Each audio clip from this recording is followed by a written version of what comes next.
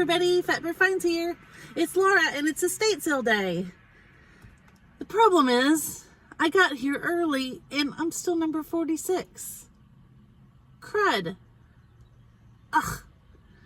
Well, I'll know better next time. You just never know. You just never know. I thought this one was not going to be as crowded or as well attended. You can't ever tell.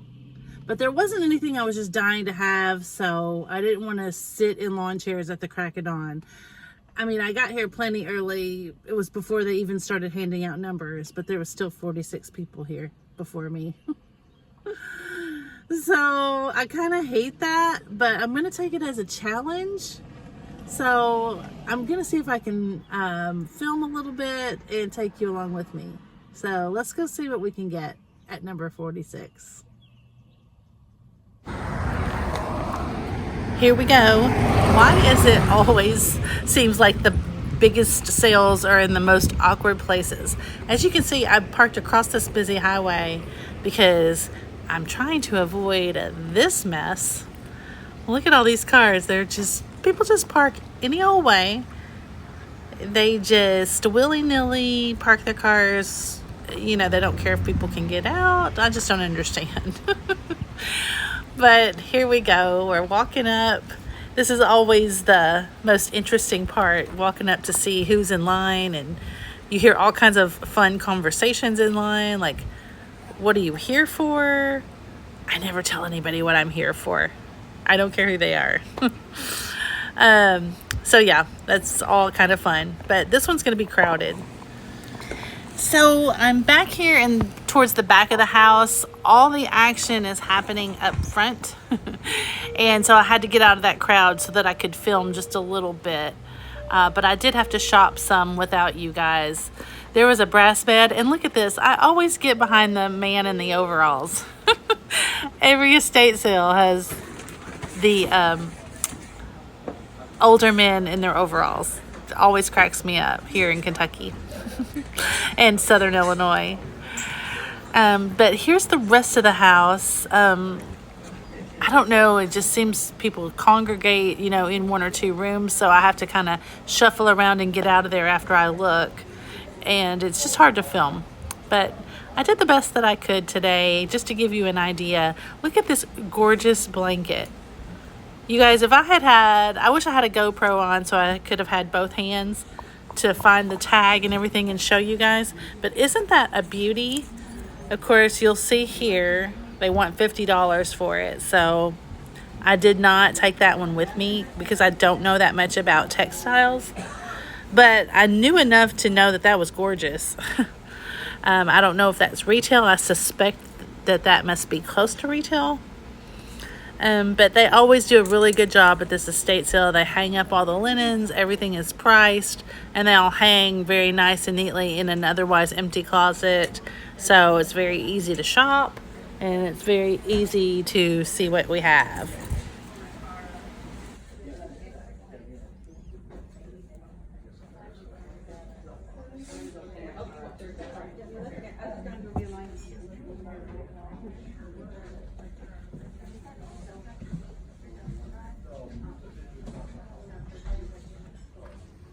So now I have moved on into the garage, and that's usually where all the Christmas items, you know, all the Halloween, Christmas, any of the off-season kind of stuff is usually set up in the garage. They've got it set up really nice and neat, and every little thing is priced, but all of this is pretty contemporary. There was not much vintage to be found. I thought that was a pretty cookie jar. $30, and cookie jars are hard to ship, so I really didn't pursue that one any further. If any of you know what kind of cookie jar that was, put that in the comments below. Did you see the ice skates? I did pick those up for Mom at Lehman's. She's got an ice skating Christmas tree that she gets out sometimes to decorate with, so I thought those would be cute. They're kind of vintage. That's a vintage ice skating suit back there in the blue box, but I passed on the outfit. It's a little much, I think.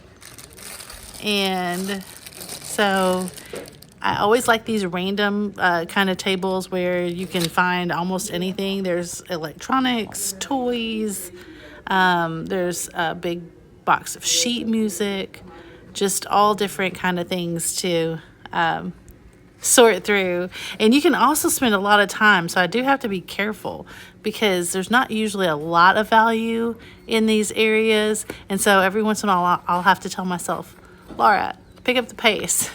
You got to get to the next thing before, you know, somebody gets to it. So yeah, I have to keep that in mind. This sheet music wasn't priced, so in the end I didn't sort through it too terribly much. So yeah, still in the garage, and as you guys can see, this particular sale had just a huge assortment out in the garage. A little bit of sports equipment, and then this old vintage telephone. I think that's, I don't know, is that Bakelite, y'all? And then some vintage toys. So that always catches my attention, so I did stop and pay a little bit of attention there. You guys hear my clock chimes? There's an old jewelry box, mid-century. I do have a couple of those at home, so I guess I'll pass on that one this time. Old, you know, plastic cowboys and stuff. I'm not sure how much value those have. They might have a little bit, but that's not in my wheelhouse.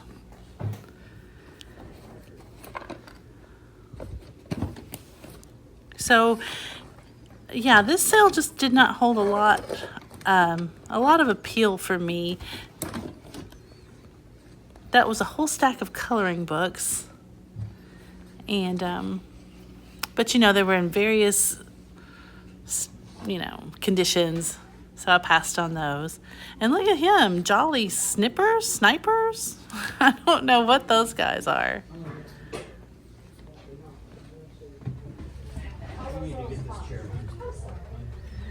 And so I did go back in the house, and I did try to get just a little bit more footage. The crowd had thinned out a little, and this bookcase is where all the glassware it was stationed. There's some pretty like Bristol vases, and that hand-painted cranberry is kind of pretty, but not too desirable. Those round rose bowls sometimes are not that desirable in the thin cranberry glass.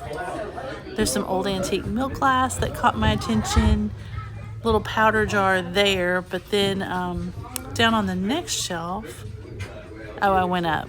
Yeah, there's some hand-painted German porcelain. Doesn't sell very well.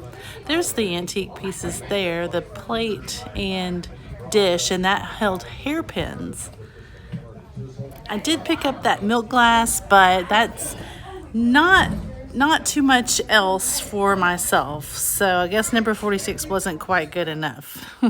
I thought I would try to start adding a new segment to the videos, and I thought I would start adding what's selling this week, including what's selling this week on eBay. So I just kind of thought of it because I had several things going out from over the weekend, and I thought it would be a good time to start this segment. So I can always add in the future like what's selling in live sales and things like that, but I have to remember to do it before I pack everything. But anyway, that gives some of you guys an idea of what's popular, kind of how to price things, or what prices, if you're just shopping, what prices are reasonable, and what's the going rate on things. And like I said, this is just what's selling for me this week. It's not an end-all guide or anything, but these are the kind of videos I like to watch too. So I thought you guys might enjoy this, you know, on the weekly videos. So just briefly, here we go. I had a set of Libby butterfly glasses. Got these in an estate sale. I don't think I paid but $3 or $4 for the whole set. Sourcing is the key. The profit is in the buy, as they say. So most items that you will see me selling were yard sale prices, is what I paid, or auction prices. So this set of glasses, a set of 4, $25. So that was pretty good. This was a great pickup. This was auction items that came in an auction lot where we were buying something else. Right now I'm trying to remember what the something else was. We've had these a while, so I'm not sure what else was in this auction lot. But these are onyx and they sold for $53.39. So that is a great sale. Of course, they're heavy, but that's what they have to be for bookends. So I thought these were really pretty, and I think that's a good price to get for them.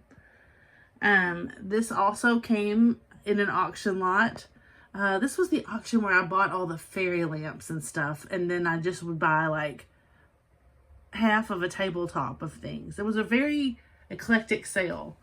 If you remember on Flippin' and Sippin', we had a big box of stuff that we sold out of just random junk drawer kind of things. So yeah, it was very eclectic. So this is all packaged up in there in the styrofoam. I'm just going to pop that in another box and send it like this. And it had a tiny bit of damage, which was just a little spot somewhere on the horse, which was, I was sure to point out in the listing. Sorry, I don't mean to stutter over my words this morning. But yeah, the damage was pointed out. So I did take a lower offer of $11.56. Actually, it was I ran like a little 20% off sale. $11.56. So that's better than nothing, right? It gets it off the shelf. Same thing with the little art glass dolphin. Ended up taking $5.47 for him. But he is just, the made in China kind of glass, which is very pretty to look at, but not super valuable. So I was glad to take that. This has not been listed for very long. This is one of my last yard sale trips. This is a wristlet. It is by Sack Roots. I like to look for purses, although they are hard to photograph. This one was easy, but purses and handbags in general are kind of hard to photograph. But I do like to find them because a lot of times they're very inexpensive and they bring decent money. This one brought $12. So that was good. Hats, I got these at an estate sale for 50 cents, and I ended up getting $14 for the 2 of them. So that's a good tip. If you do, some things like that, these were just beautifully, nice hats, really cheap, 50 cents. But I knew they might not only bring $8 or $9 a piece. So that's when you would lot them up. So I did lot them up and sell them together because they are, the same team.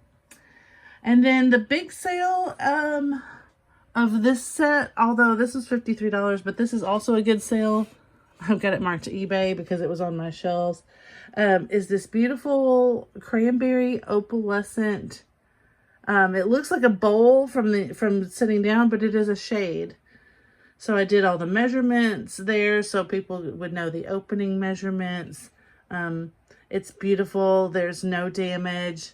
I think I originally asked $65 for it, but I did end up getting $50. So I thought that was a really great sale. So there we go. That's what's going out today. And here are a few of the most recent items to sell on eBay as well.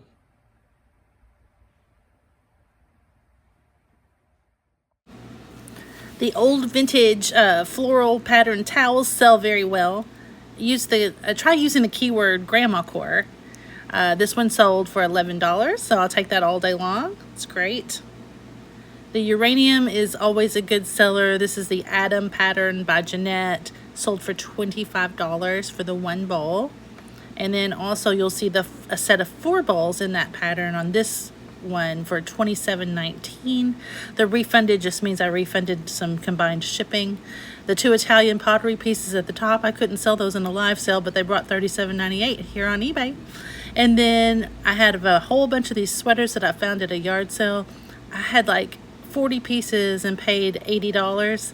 So I've already made that money back. So this is all profit for the $40. So there you have it. Thank you guys for watching. I hope this is helpful and interesting. And I also hope that you stay tuned to see what Fabric finds next. Give us a like, and we will see you on the next one. Bye, everybody.